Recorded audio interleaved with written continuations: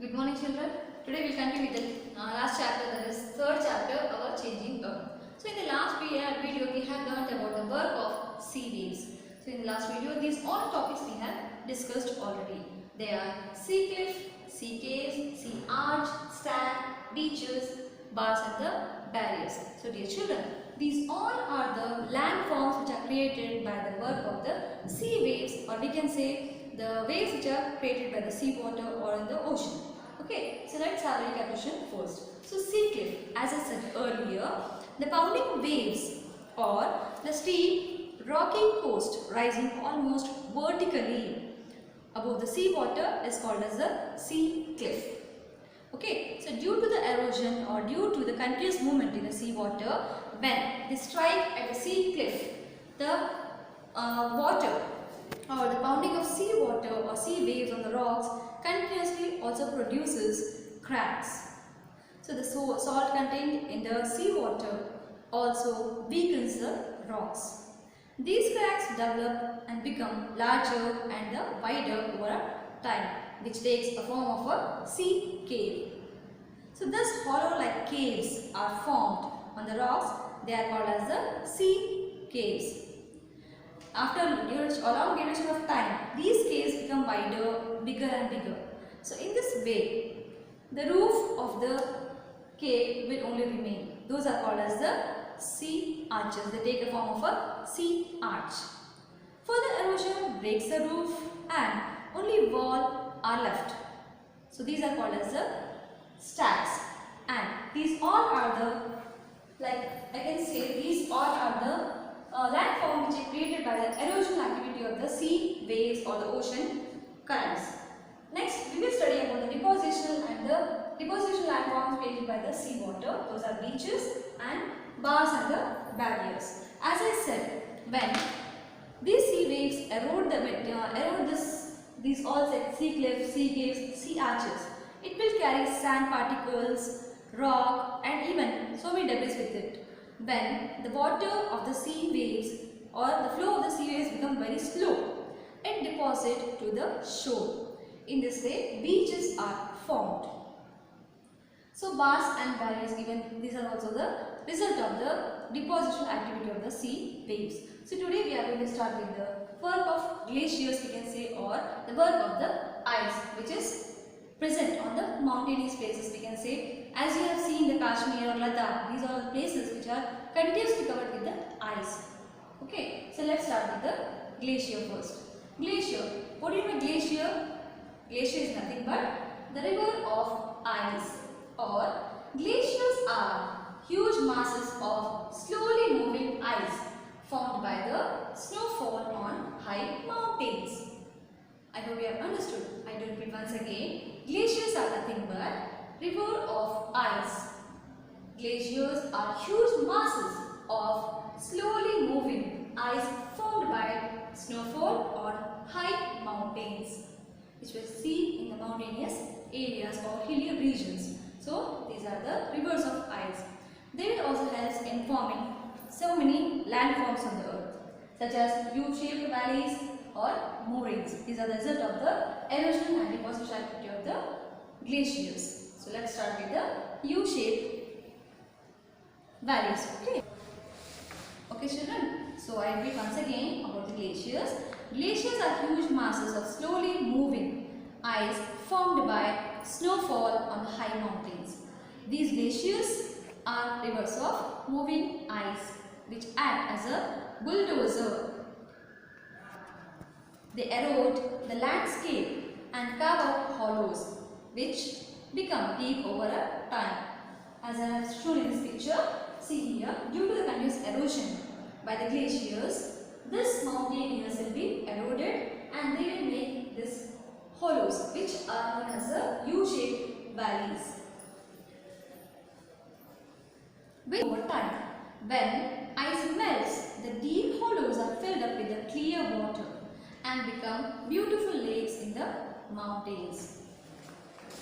So, the glaciers on their downward journey, they carve out deep, wide, steep-sided, flat-floored valleys. They are known as the U-shaped valley. circuits, turn, tail, crash. Once again about the U-shaped valley. U-shaped valley, the glaciers on their downward journey, they carve out deep, wide and flat-floored valleys, which also known as a U-shaped valley. I do repeat once again, see here.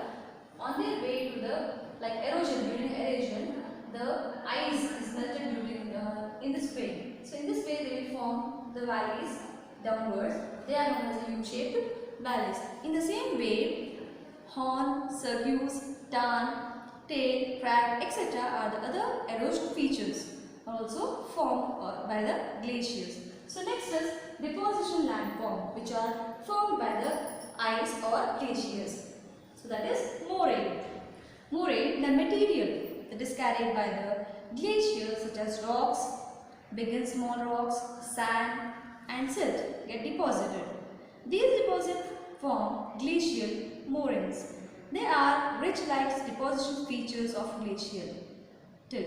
They can be dragged when the glaciers melt. Means the ice on the mountains, when it is melted, it will after the deposition, it will get deposited in the low areas. Those are known as the glacial moraines. So drumlines, escarp, etc. are the important deposition landforms of the glaciers. I hope you have understood about the erosion and deposition landforms created by the glaciers or ice. Till now we have studied about the work of the ice and the landforms created by them. Okay. Now let's study about the work of the wind, how they create the landforms on the earth. So as you all know, wind is very important agent of erosion and deposition. Wind is also an important geomorphic agent of erosion.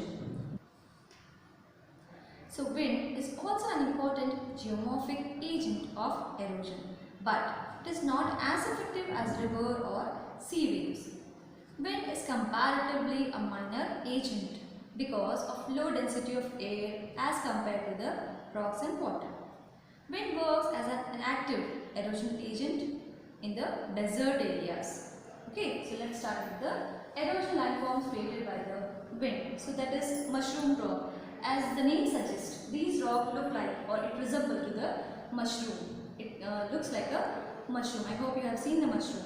So mushroom rocks, it is created when the sand particles moving with the wind striking the rocks perform the action of plucking and grinding. It means the rocks are eroded and grinded into small particles. Then wind erodes the lower section of the rocks. Here we can see the force of the wind will be in the lower section more than the upper section. Wind erodes the lower section of the rocks in the desert more than the upper part. So therefore, such rocks have narrow base and wider top. So these rocks look like shape of a mushroom. They are called as they are known as the mushroom rocks, as you see in this picture. I will repeat once again. The wind particles erode the lower base compared to the upper base. So in this way, these rocks are eroded and the top will be more wider than the lower section. So these are known as the mushroom rocks. This is the activity of the erosional activity of the wind. Okay. So next comes depositional landforms. They are sand dunes and the leos. Sand dunes, it means the hills of the sand. As I said, the wind erodes and they carry the sand particles along with them. So these sand dunes are formed when the movement of the wind will become slow and they deposit the sand particles along with them and they deposit in the lower areas or in distant places where it deposits the wind or the sand particles. It forms structure like a mountain, that is called as a sand dune. That's why we call it as the hill of a sand. I repeat once again about the sand dunes. When wind carries the coarser or the heavy particles to short distances and finer particles to the longer distances. When they stop blowing, the sand falls and get deposited in the low hill-like structure, as I have shown in this picture. So they form sand dunes. Okay, this is all about the sand dunes. It means the hills of the sand. So next, one more deposition activity of the wind is fluids. Okay, this is The wind deposits very light and fine sand over long distances in a large area that is called as a loess. I will repeat once again for the loess. The loess is nothing but when the wind deposits of very light and fine sand over a very long distances in a large area that is called as a loess. So these are the landforms created by the wind. First, erosional activity. By the erosion activity, mushrooms are formed, and by the depositional activity, sand dunes and loess are formed. I hope you have understood about this chapter. Today we are going to complete the chapter here.